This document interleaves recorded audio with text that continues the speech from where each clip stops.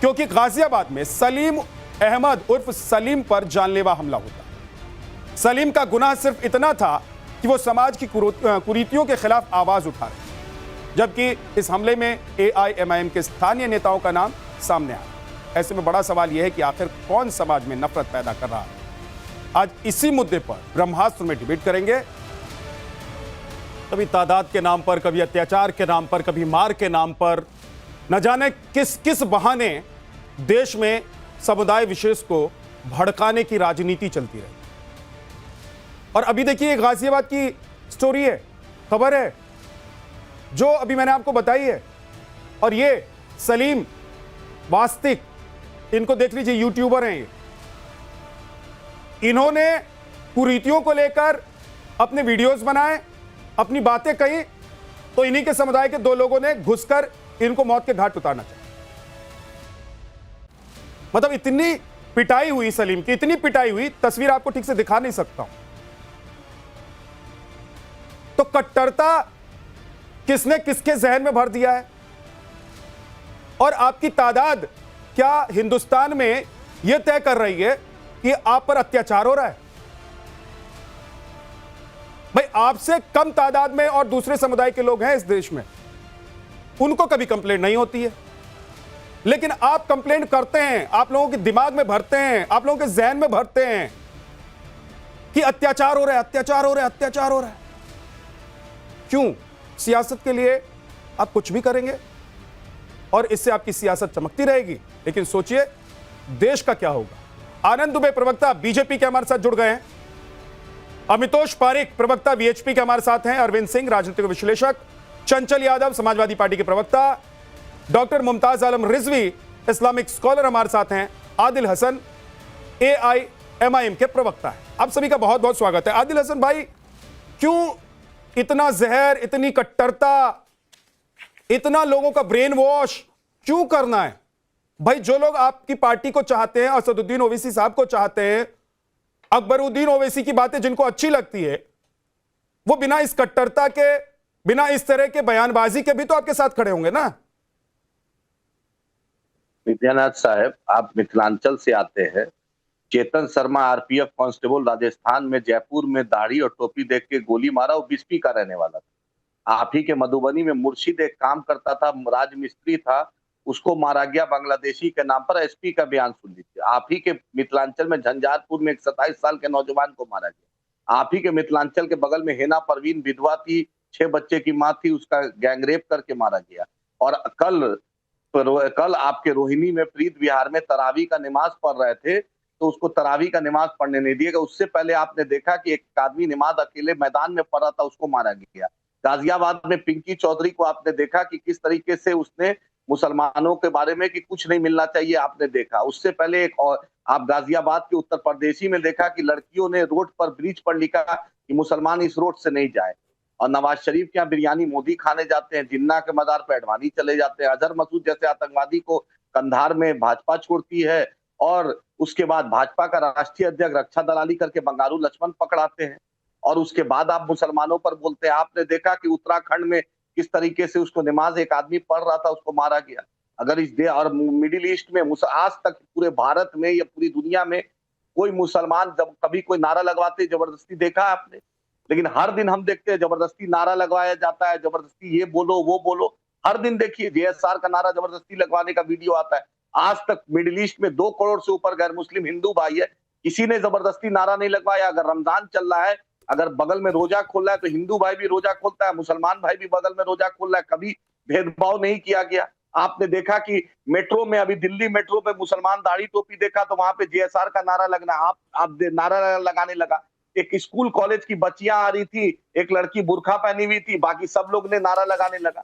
ये भारत जो है, भारत का मतलब शांति का दूत होता है, भारत का मतलब अमन होता है। आप देख रहे हैं बीजेपी के आने से क्या हो रहा है। और हम तो रेवंत रेड्डी को भी बोल रहे हैं, कांग्रेस के चीफ मिनिस्टर है, ऐसा तो नहीं रेवंत रेड्डी को छोड़ रहे हैं। रेवंत रेड्डी भी कोई दूध के धुले नहीं है, उनको भी हम बोल रहे हैं। भाजपा और कांग्रेस में कोई फर्क नहीं दिखती है।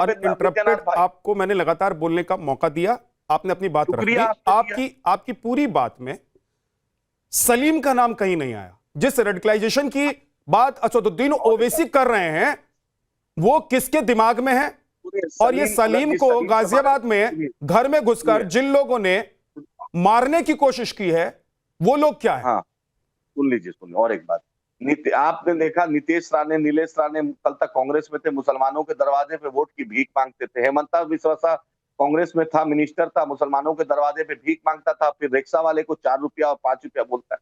जिसने भी सलीम को क्या है, गाजियाबाद पुलिस, उत्तर प्रदेश पुलिस क्या कर रही है, योगी आदित्यनाथ क्या कर रहे हैं, झालमुड़ी बेच रहे हैं क्या? पुलिस को एक्शन लेने बोलिए। हम हैदराबाद से पुलिस भेजे, बोलिए आनंद दुबे जी, बोलिए। योगी आदित्यनाथ निकम्मा हो गए हैं, उनसे काम नहीं हो रहा है। आदिल जी ओके, अब रुक जाइए। आदित्यनाथ से काम नहीं हो रहा है। आनंद दुबे जी बोलिए। केशव प्रसाद मौर्य से और बाल मुकुंद से सिर्फ लड़ रहे हैं। बाल मुकुंद का चोटिया किस तरीके से उनके साथ दुर्व्यवहार हुआ, पंडितों के साथ आपने नहीं देखा? तभी आपका मंत्री जाकर, डिप्टी सीएम जाकर किस तरीके से उनसे माफी मांगा। योगी बोलिए बोलिए, ओके रुक जाइए। अब आदिल हसन रुक जाइए, रुक जाइए। आनंद दुबे जवाब दीजिए।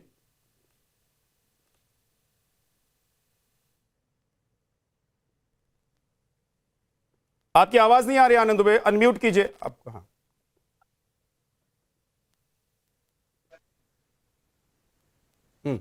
जी देखिए, ये हैदराबाद के जो भड़काऊ भाईजान हैं, इनका एक सूत्री एजेंडा है, सिर्फ नफरत की राजनीति करो, अपने लोगों के बीच में विक्टिम कार्ड खेलो, झूठ बोलो और सिर्फ झूठ बोलो। अभी इनके प्रवक्ता ने, आपने जिसका नाम कहा उसका नहीं लिया, और बड़ी बड़ी बातें इन्होंने कहा झालमुरी बना रहे हैं। ये झालमुरी नहीं बना रहा है, आप जैसे लोगों का झाल निकाल दिया है। और उत्तर प्रदेश में अगर ऐसा करने की कोशिश करेंगे तो झालमुरी नहीं, झालमुरी बेचने लायक नहीं रहेंगे। अगर उत्तर प्रदेश में इस तरह की गलती करने की भी कोशिश की तो झालमुरी बेचने लायक नहीं रहेंगे, बस इतना समझ लीजिए। यहाँ दूसरे किस्म की सरकार है। यहाँ अगर आपने लॉ एंड ऑर्डर को चुनौती दिया, लॉ एंड ऑर्डर को चुनौती दिया, तो फिर आप जीवन भर पछताएंगे। इसीलिए आपके भड़काऊ भाईजान की दाल यहां नहीं गल पा रही है। इसीलिए भड़काऊ भाईजान की दाल यहां नहीं गल पा रही है। हर जगह उनकी जमानत ही जब्त हो रही है। जब जब चुनाव लड़ते हैं तब तक मुंह की खा के जाते हैं। एक चीज, दूसरी चीज, बड़े बड़े नाम लिए। अरे जरा उस टेलर का भी नाम ले लेते जिसको दुकान में घुस के मार डाला, उनका भी नाम ले लेते जिनके घर उधार के पैसे मांगने गए और उनके बच्चों की हत्या कर दी, उनका विष्णु गोस्वामी का नाम ले लेते, वी रामलिंगम का नाम ले लेते, ध्रुव त्यागी का नाम ले लेते, चंदन गुप्ता का नाम ले लेते, हीना तलरेजा का नाम ले लेते, अंकित सक्सेना का नाम ले लेते, प्रशांत पुजारी का नाम ले लेते, विष्णु जैन का नाम ले लेते, ट्विंकल शर्मा का नाम ले लेते। ऐसे तमाम चेहरों का नाम लेना भूल गए आप, जिनको आपकी जिहादी और उन्मादी भीड़ ने कहीं जला दिया, कहीं मार दिया, कहीं काट दिया। आप बात करेंगे। और ये तो जिस पार्टी के हैं, उस पार्टी की स्थापना ही इसीलिए हुई, रजाकारों की पार्टी है, जिसकी स्थापना ही केवल हिंसा फैलाने के लिए, आगजनी करने के लिए, बलात्कार करने के लिए, गोली चलाने के लिए हुई है। और आज भी ये वही चाहते हैं, लेकिन इनको नहीं पता है देश बदल चुका है। और खासकर उत्तर प्रदेश में मैं आज भी AIMIM के प्रवक्ता को बहुत आदिल हसन, तुम तड़ा करके एक तो बात मत कीजिए प्लीज। देखिए, आप एक बड़ी पार्टी के प्रवक्ता हैं, बेचने लायक भी नहीं रहेंगे, ये समझ एक अब जवाब दीजिएगा उनका, जवाब दीजिएगा उनका। रुक जाइए ना, थोड़ा रुक जाइए, एक सेकंड रुक जाइए, एक सेकंड मना कीजिए, इसको समझाइए। इसको उसको क्या होता है आदिल हसन जी? आदिल हसन जी, इसको उसको क्या होता है? आदिल हसन समझाइए, तुम तड़ाक नहीं ये शुक्र मनाओ कि टीवी पे जुड़े और कहीं दूर हो, बोलने का तमीज सीखे। उत्तर प्रदेश में रह के इस तरह की भाषा का इस्तेमाल करते हो, इस तरह की जिहादी सोच करते ना, तो आपको समझ में आ जाता कानून क्या होता है। ठीक, ओके आदिल हसन, आप जवाब देना चाहते हैं, बोलिए। कोशिश मत करना। सुनिए, पहली बात ये दुबे जी को बोलिए कि इज्जत कर रहे हैं, यूपी के प्रवक्ता है। यही दूल्हे भाई को मोदी जी भेजे थे विदेश, पाकिस्तान को एक्सपोज, यही दूल्हे भाई ओवैसी साहब किए थे ऑपरेशन सिंदूर के बाद। आनंद दुबे को और शहजाद पुनेवाला को और योगी आदित्यनाथ को विदेश नहीं भेजा गया था। यही दूल्हे भाई असदुद्दीन ओवैसी साहब को विदेश भेजा गया था। मोदी सरकार को भारत सरकार की तरफ से कहते हैं मोदी यही दूल्हे भाई को भेजे थे, गलत बात होगी। हमने यही दूल्हे भाई को भेजे थे पक्ष रखने के लिए देश का झंडा यही दूल्हे भाई ओवैसी साहब बुलंद किए थे। देश में दंगा फैलाएंगे, यही दूल्हे भाई कहते नहीं देंगे आपको। यही दूल्हे भाई आपकी क्या, आप यही दूल्हे भाई को भेजे थे। और कर्नल सोफिया के बारे में आपका मंत्री क्या कहा था आपको नहीं पता है क्या?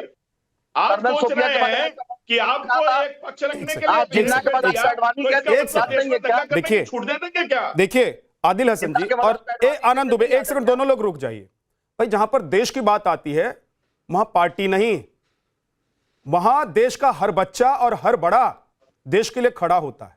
तो असदुद्दीन ओवैसी अगर दुनिया में जाकर भारत का गुणगान कर रहे हैं तो भारतीय होने का फर्ज अदा कर रहे हैं, निभा रहे हैं। लेकिन उन्हीं असदुद्दीन ओवैसी से या अकबरुद्दीन ओवैसी से यह कल्पना नहीं की जाती कि वो देश में रहकर कट्टरता और ऐसी ऐसी बातें करेंगे जिससे एक समाज और समुदाय के बीच जहर फैल जाए। अमितोष पारिक भाई, अगर देश में मुसलमानों की तादाद कम है जी, तो क्या उन पर अत्याचार इसलिए हो रहा है? एक बात तो ये। दूसरी बात ये कि क्या बीजेपी की सरकार का एक ही एजेंडा है कि मुसलमानों को दबाओ, हिंदुओं को बढ़ाओ और अपनी सियासत चमकाओ?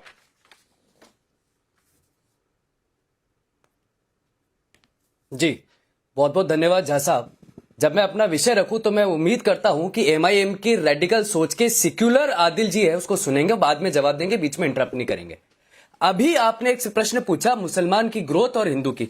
मैं ग्राफ आपको दिखाता हूं, देखिए आपके दर्शक भी देखेंगे।